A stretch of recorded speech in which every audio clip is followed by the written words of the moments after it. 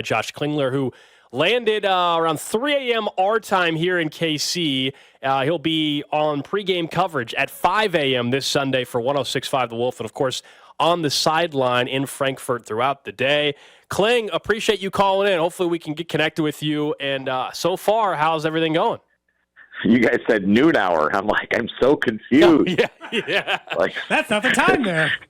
That 5 a.m. pregame, it's just bizarre. So, 6 p.m. right now. And then with daylight savings, of course, we're here daylight savings weekend, which is terrific. So it switches to a 7-hour time difference on Sunday. So, hopefully make it to the stadium on time. No. Now, the guys are saying really good things about getting sleep on the plane. Good for them, because they were in that boat that I wasn't. I was going to say, man, I saw your They were seats. back on the practice field this afternoon, and they'll get plenty of rest tonight. But, it wasn't the easiest. I mean, it's basically a plane, and you're trying to sleep for overnight. So, but you said you're good at sleeping on a plane. What's that? I said you said you're good at sleeping on a plane. Yeah, I usually am pretty good, but I wouldn't have wanted to run around at practice like they did today. Yeah. So they got a little workout in today, a little regular kind of practice today. It's not the stadium, but at the complex there, not the game day stadium. But game day stadium has a little roof on it as we speak, and it's kind of a retractable cover. And we're told they're going to try to take it off for Sunday's game. But we are expecting some rain on Sunday, so we'll see if that indeed ends up being the case. But it's not a fully covered stadium. But if you retract the roof and still kind of open air, almost like I'd say kind of like old Dallas used to be, with kind of the hole in the top of the roof. So elements could be a factor, but it's supposed to be like 50s and a chance at rain. Yeah, I saw the photo on the plane. It looked like you were in some basically. There's still the 3 seats next to you, but then I saw the upper class / first class seats. Those had like a bed and a private area. There was only 44 of them, it sounds like. Do you know who got those? Because there's a 53-man roster. So 44, that means there's some players that did not get them. Well, I think you can kind of go through the pecking order. I mean, it's pretty much if you were to label out 1 to 53, I think you could kind of narrow down exactly how it was. But I know Chris Jones even joked about it. He said, we got to kick the coaches back to the further distance back in the plane. So they did everything possible to get the players as much rest as possible on the plane. And then, the coaches were back a little bit further. There's still decent accommodations and stuff. So there was plenty of room. It's just, sleeping on this plane is sleeping on a plane. Now, Danon Hughes, Chiefs color analyst and our wonderful friend here on 610 Sports Radio, he slept the whole damn flight. Good for him. He's Good for him. He's amazing. He said he woke up for 5 minutes and then went back to sleep. I was like, hey, man, I'm usually pretty good, but I don't feel like I got great rest, but we'll catch up. And then, so it's and then a lot of Chiefs fans at the airport even. I was walking through the airport with actually right next to Andy Reid, and he stopped and signed a bunch of autographs. Nobody asked for mine.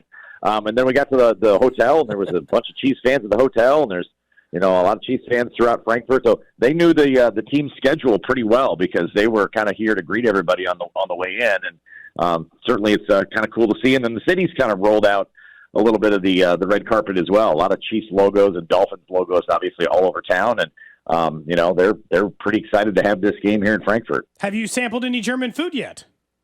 No, we're going to head out to dinner here pretty soon, but no, it was all plain food until now, and I don't think that was quite the they didn't start with like a German themed plain food just yet. So we'll have some dinner tonight and figure that out. I was kind of hoping they just have like big steins of beer for you and like a sausage like on the plane out, Kling, just really get you in the mood.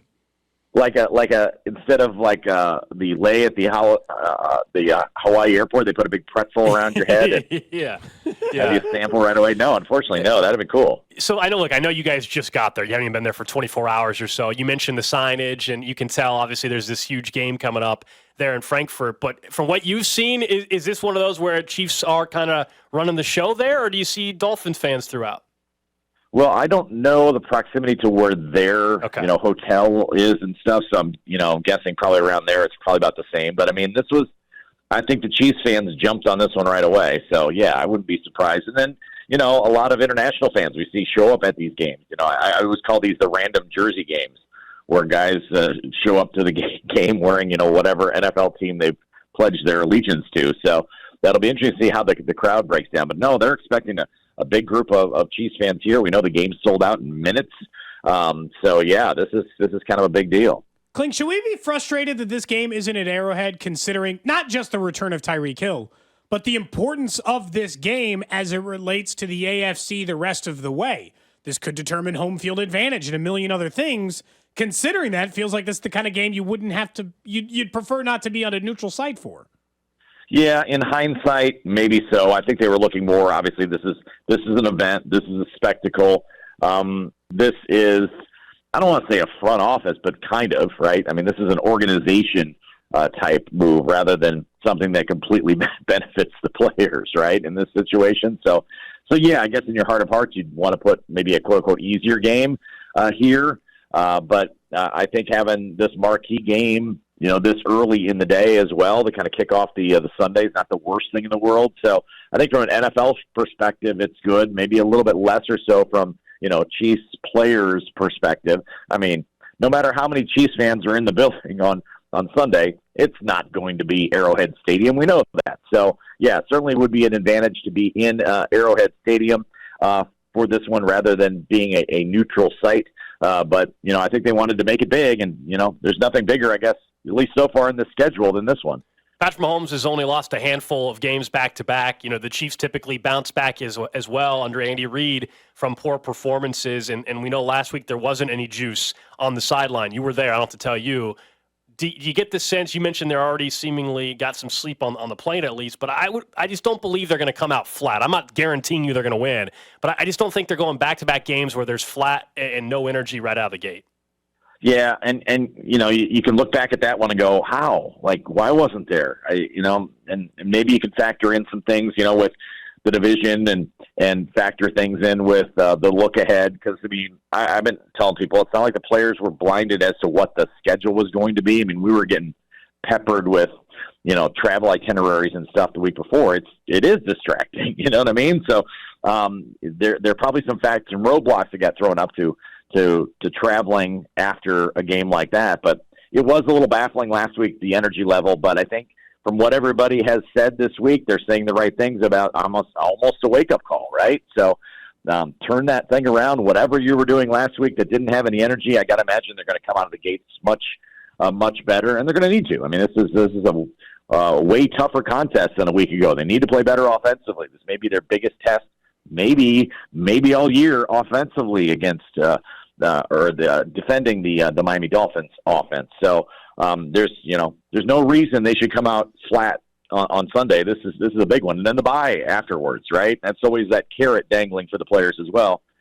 They want to put it all in there so that they can have a happy bye week. Josh Klingler, appreciate you calling in, man. I know you guys just got there a little while ago. Enjoy the entire weekend. Very, very jealous. Get some bratwurst, I guess. Is that the plan for dinner? Yeah, I think bratwurst and a big stein of beer.